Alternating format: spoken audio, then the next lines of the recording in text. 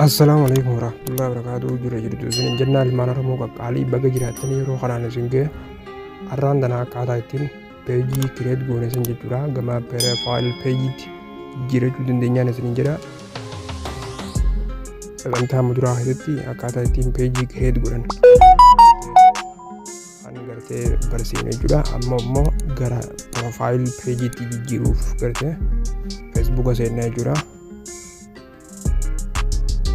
Peejii keenya irra deemnee jechuudha. Waan dandeenye peejii keenya irra deemna.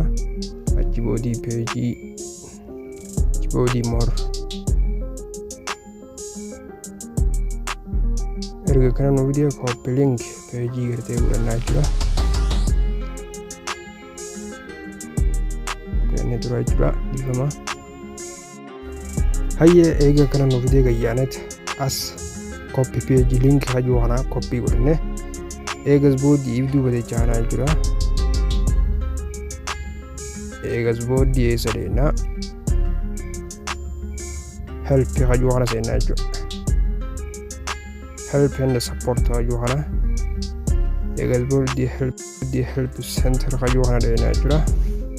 Kana irratti page experience enne bireesina.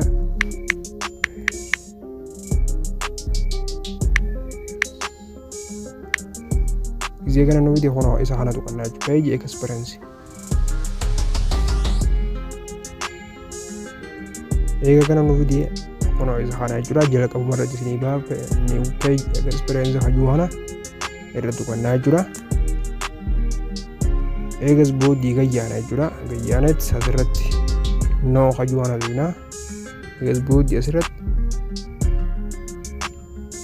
the selection hajuu kana tuqnaa jechuudha. Halammadaa kana maraayitii irra godhuun eegas booddee bakka optionaalii banaa tanatti maal guunnaa linkii gartee isa kana wanta yalaan isa haa description box jechuudha. Asirratti olaal isinilleen koppii godhatanii profaayilii kan wajjin walirra hiitanii eegas booddee as keessa dhuftanii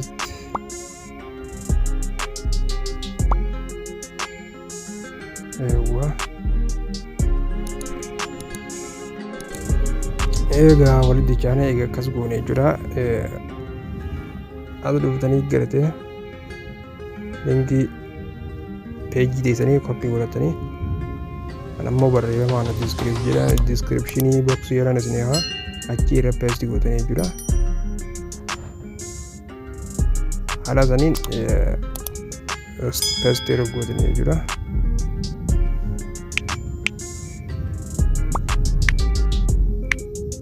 Akkasii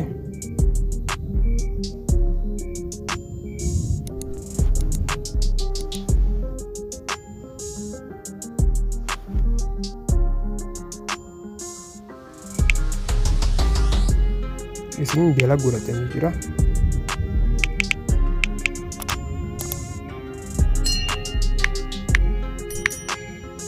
Irraa gaffageessanii jalatti linkii peejii haisanii tan koppii godhanii eegas booddee immoo submit hajuu kana tuqxanii jechuudha. Eegas booddee baatii akka taa'us ni danda'a. Achi gaditti illee isiniif gartee notificationii erguu ni dandeenya jechuudha. Haala saniin gartee gara profile peejii jijjiirachuu dandeessan jechuudha. Fakkeenyaaf peejii gartee akka raayyaanatti followii gartee bichaa haa qabu jechuudha. Ammallee gartee waa hedduu dalagaa gartee hedduu qaba jechuudha. Akkasii gartee jijjiirachuu dandeessan isin jedha. Assalaamu alaikum warahmatullahi wabarakaatuh.